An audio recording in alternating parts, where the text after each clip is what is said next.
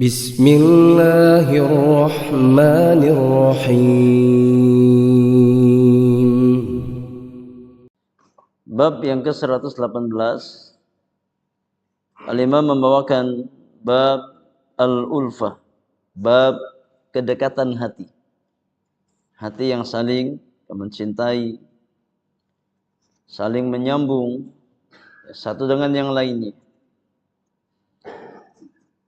Hadis yang ke-198, penulis membawakan athar dari sahabat Abdullah bin Abbas radhiyallahu taala anhuma. Beliau berkata, "An-ni'amu tukfaru." Ya, seringkali nikmat itu dikufuri. Ya, seringkali nikmat itu diingkari. Alangkah banyak manusia yang tidak bersyukur kepada Allah Subhanahu wa taala dengan nikmat yang dia dapatkan. Warrahimu tuqta',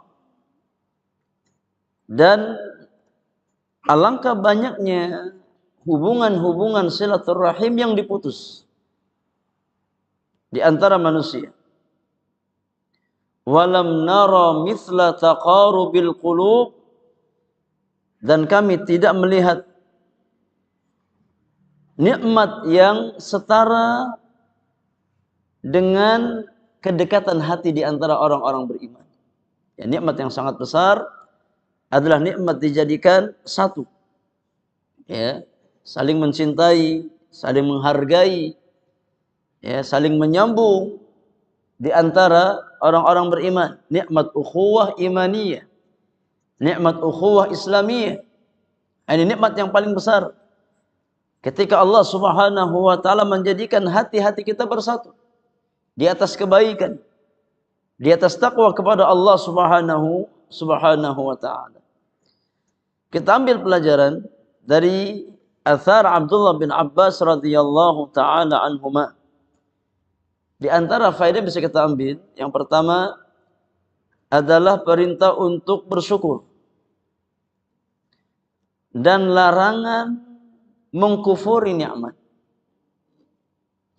Ya, perintah untuk bersyukur dan larangan mengkufuri nikmat. Bersyukur hukumnya apa? Wajib. Ya. Sedangkan kufur nikmat hukumnya haram. Baik nikmat yang Allah berikan kepada kita secara langsung, ya, Allah kasih kita kenikmatan, wajib kita syukuri. Ya. Atau kebaikan yang kita dapatkan dari orang lain. Orang berbuat kebaikan kepada kita, hendaknya kita syukuri. Ya. Jangan sampai kita termasuk ke dalam orang yang tidak bisa berterima kasih kepada manusia. Ya. Maka ketika Allah Subhanahu wa taala menganugerahkan nikmat kepada kita, wajib kita syukuri. Ya, karena bersyukur itu hukumnya wajib. Dan bersyukur adalah tali pengikat kenikmatan yang sudah kita dapatkan, sekaligus sebagai kunci pembuka nikmat-nikmat yang lain. Ya. Sedangkan kufur nikmat adalah sebab, ya, kebinasaan seorang hamba. Kufur nikmat adalah sebab, ya, seorang hamba dibinasakan oleh Allah Subhanahu wa taala. Sebagaimana firman Allah tabaraka wa taala di surat Ibrahim ayat yang ke-7. Allah Subhanahu wa taala berfirman, "Wa idz ta'adzana rabbukum la in syakartum la azidannakum wa la in kafartum inna azabi lasyadid." Kata Allah Subhanahu wa taala, dan ingatlah ketika Rabbmu memaklumkan, Allah memaklumkan kepada hamba-hambanya, ya, la in syakartum la azidannakum, kata Allah, jika seandainya kamu bersyukur, aku akan tambahkan nikmatku untukmu. Makanya kata para ulama, asyukru qaidul mawjudi wa saydul mafqudi.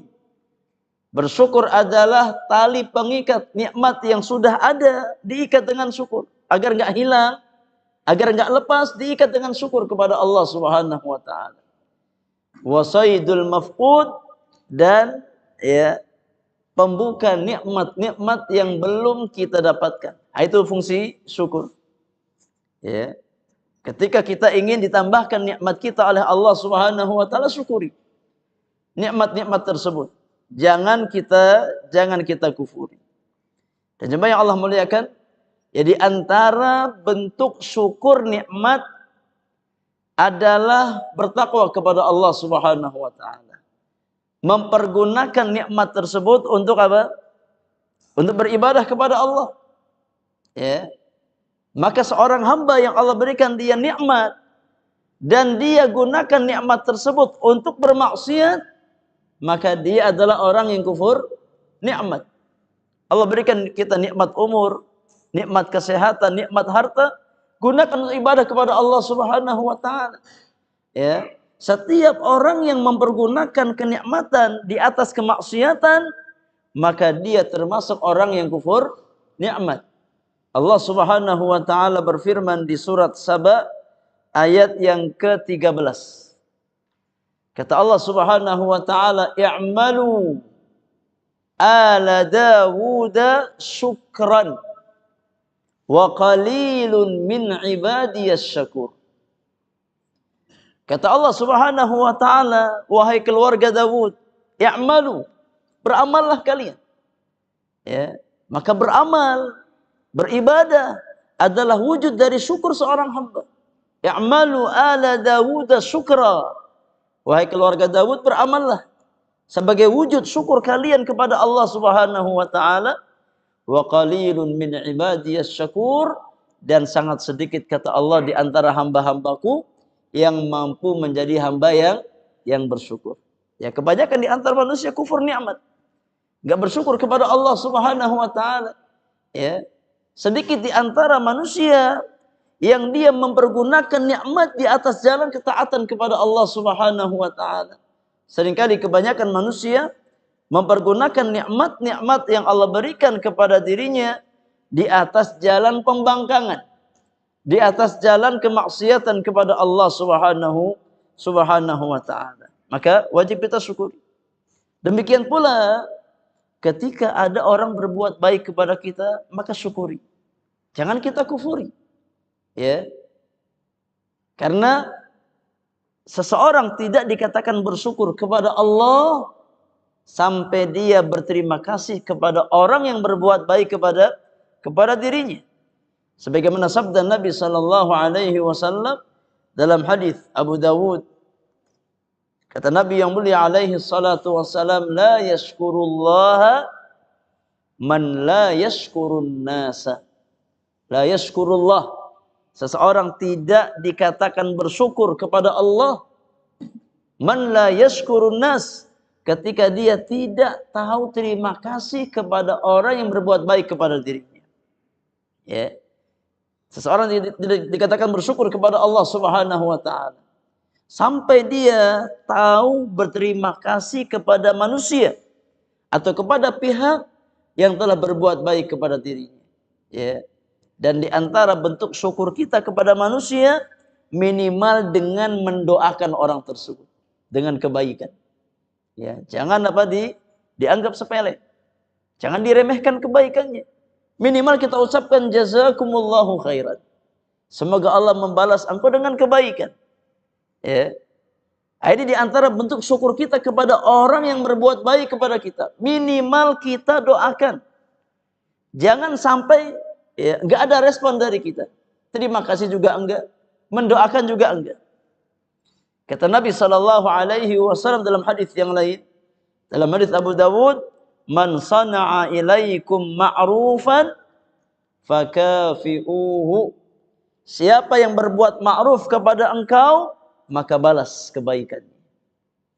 Ya, kalau ada orang berbuat baik kepada dirimu, maka balas kebaikannya. Ya, fakafi'uhu.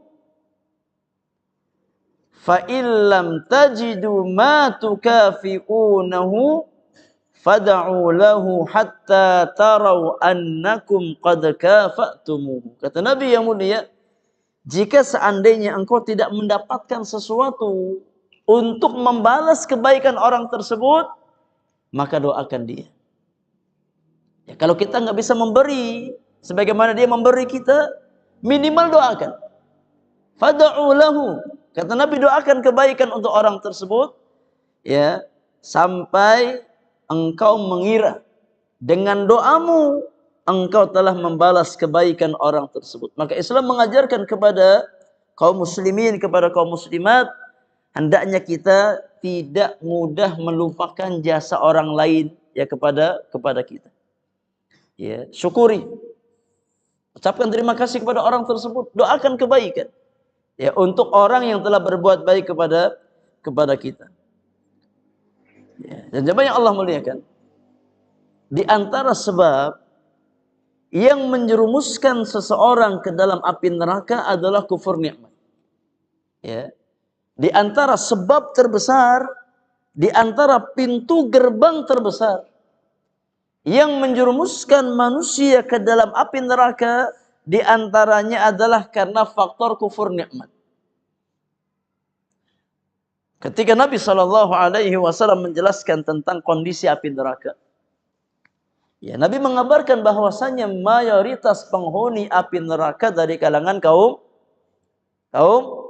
wanita. Ya. Kata Nabi yang mulia alaihi salatu wasallam, ya ma'syaran nisa tasaddaqna. Wahai kaum wanita, perbanyaklah sedekah oleh kalian. Fa inni uritun nara fa idza aktsaru ahliha nisa. Karena aku diperlihatkan tentang kondisi api neraka oleh Allah Subhanahu wa taala, ternyata mayoritas penghuni neraka, kata Nabi, dari kalangan kaum wanita.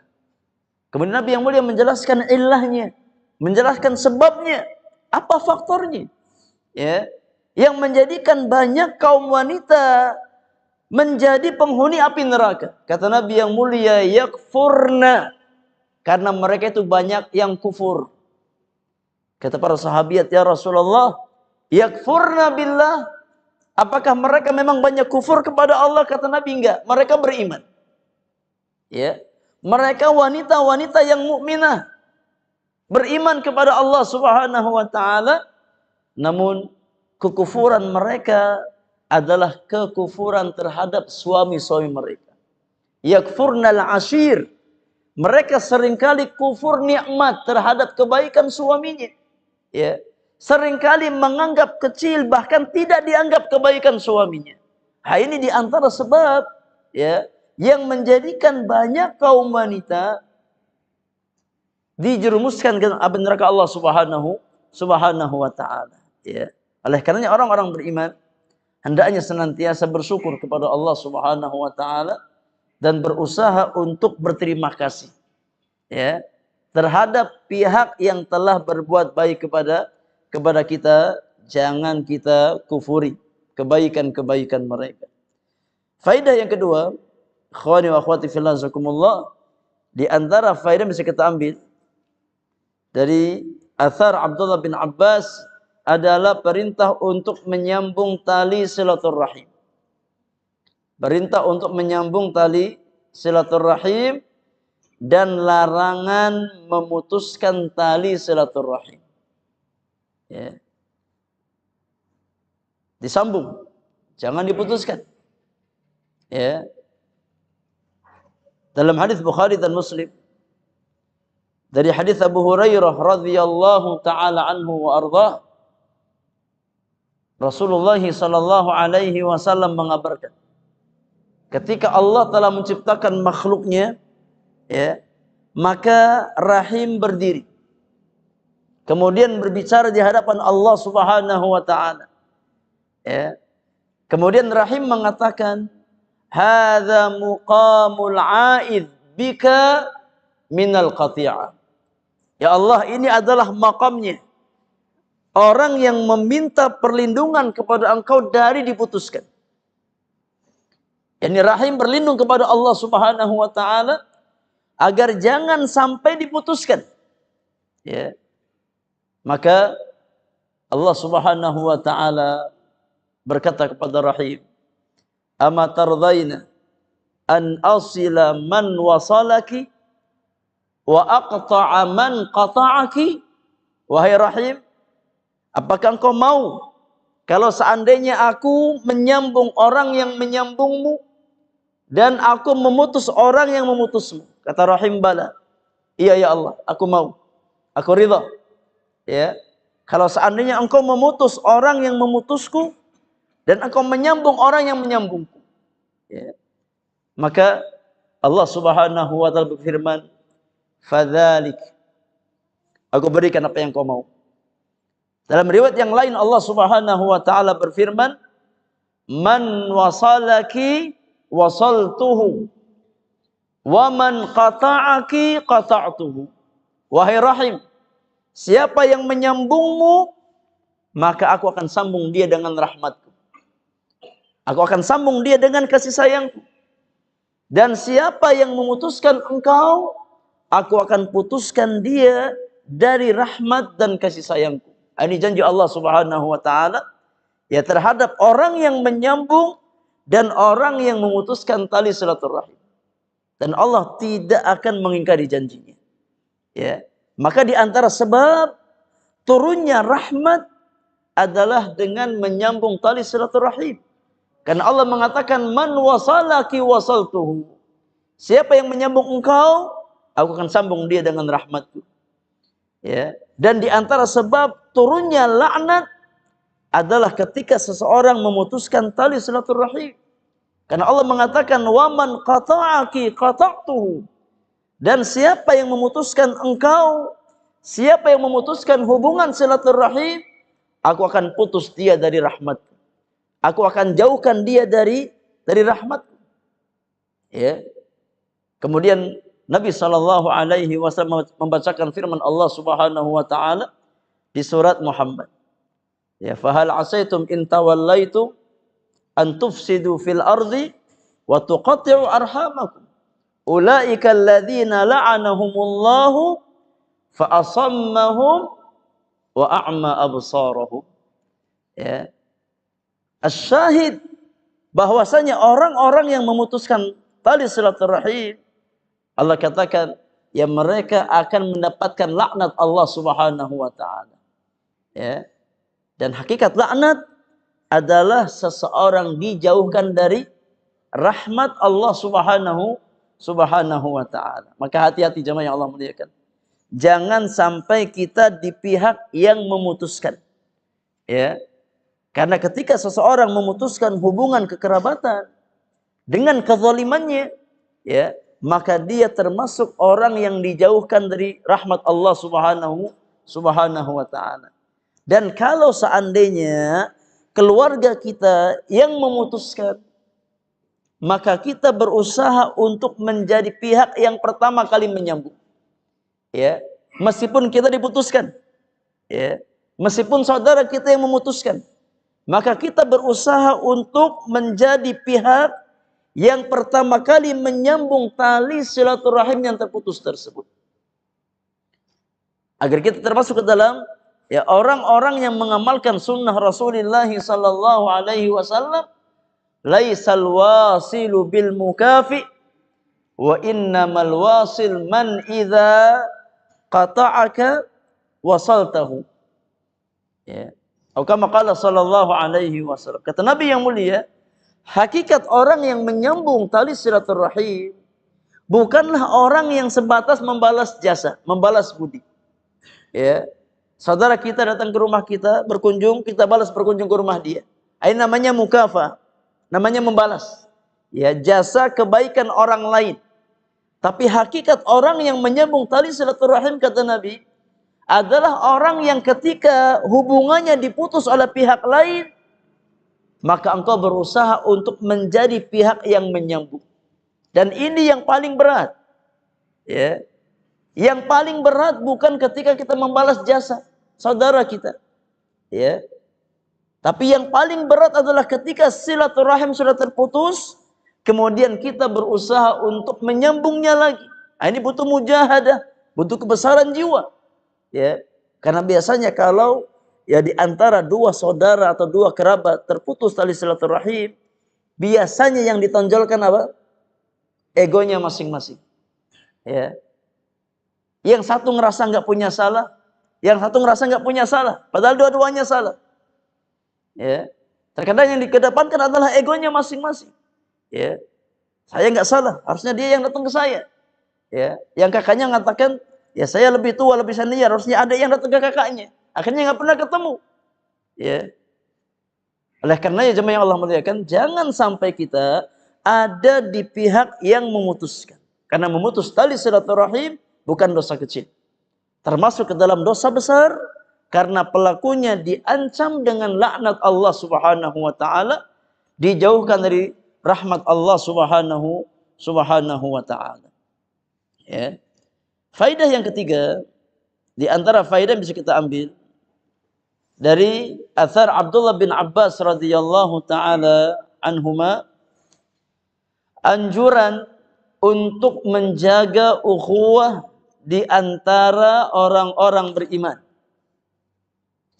Anjuran untuk menjaga ukhuwah, menjaga kedekatan hati di antara orang-orang beriman. Ya, menjaga persatuan di antara orang-orang beriman dan jangan bercerai-berai.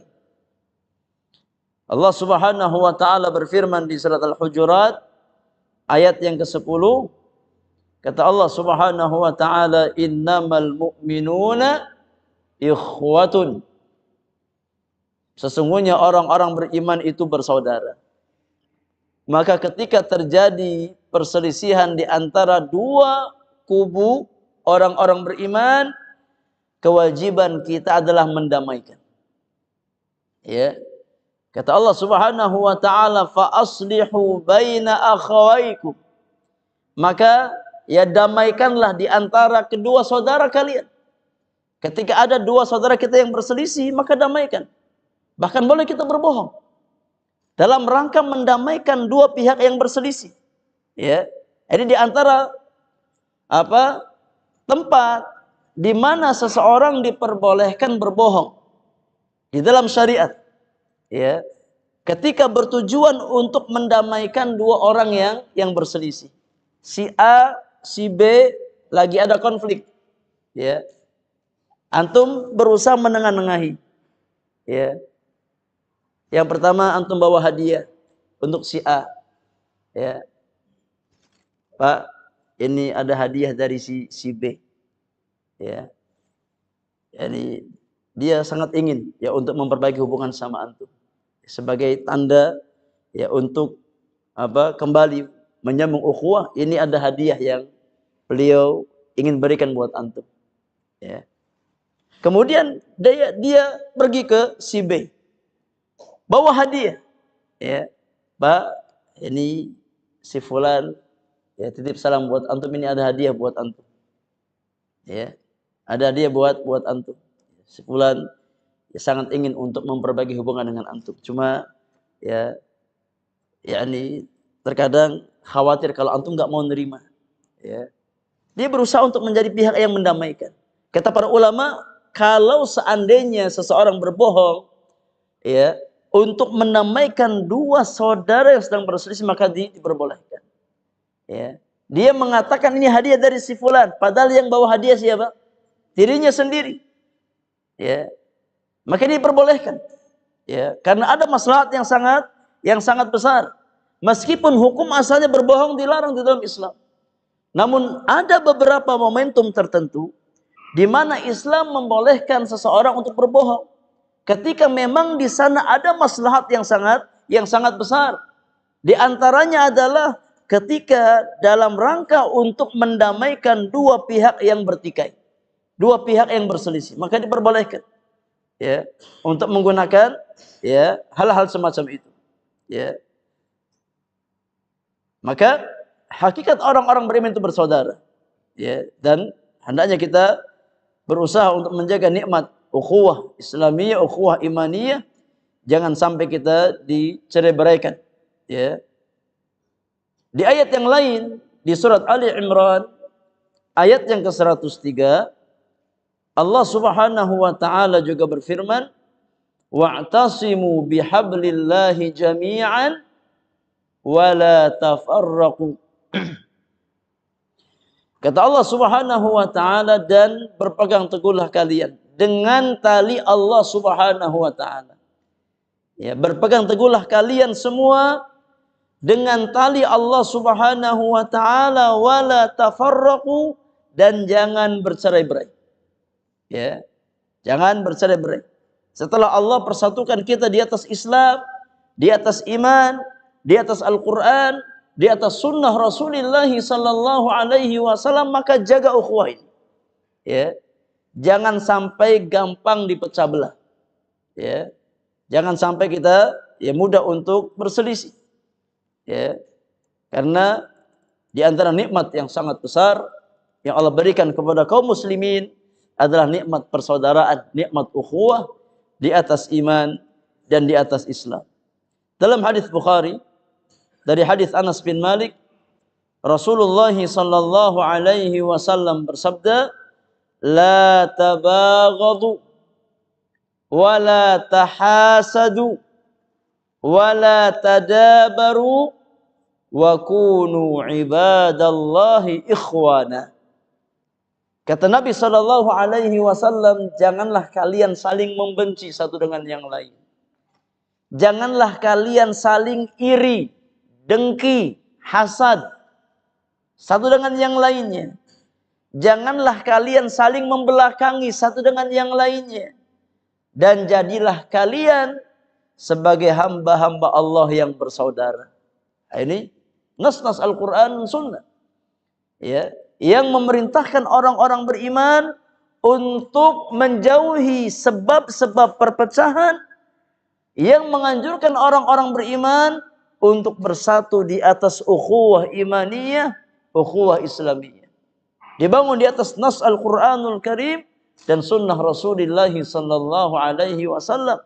Maka Islam melarang ya hal-hal yang berpotensi untuk menimbulkan permusuhan di antara kaum muslimin. Apa contohnya? Contohnya mengkhitbah. Ya, seorang wanita yang sudah dikhitbah oleh saudaranya. Ini enggak boleh dalam Islam. Ya.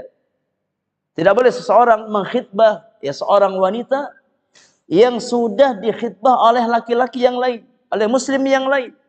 Sampai yakni jelas statusnya, apakah lanjut atau dia tinggalkan.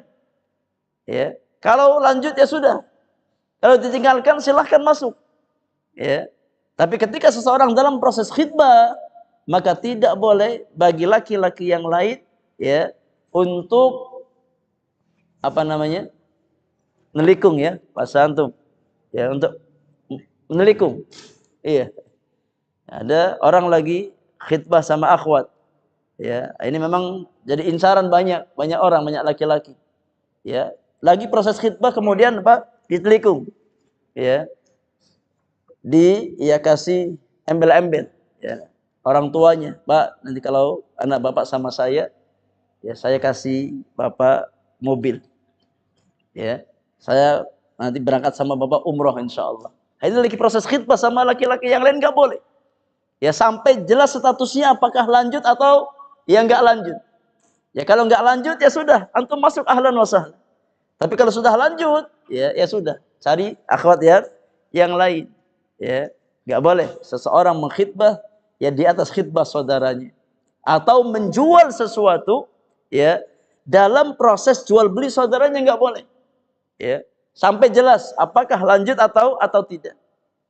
Ini di antara hal-hal yang diajarkan oleh Islam sebagai bentuk pencegahan agar jangan sampai terjadi perselisihan di antara kaum muslimin. Wallahu a'lam. Taib. Berapa menit lagi, Isya? Berapa? 2 menit. Taib. Hadis yang 199 cukup panjang. Kita berikan kesempatan bersoal jawab sambil nunggu waktu Isya. Kalau ada pertanyaan terkait dengan materi yang kita bahas di kesempatan malam hari. Insyaallah kita bahas hadis yang ke 199 di pertemuan yang akan datang.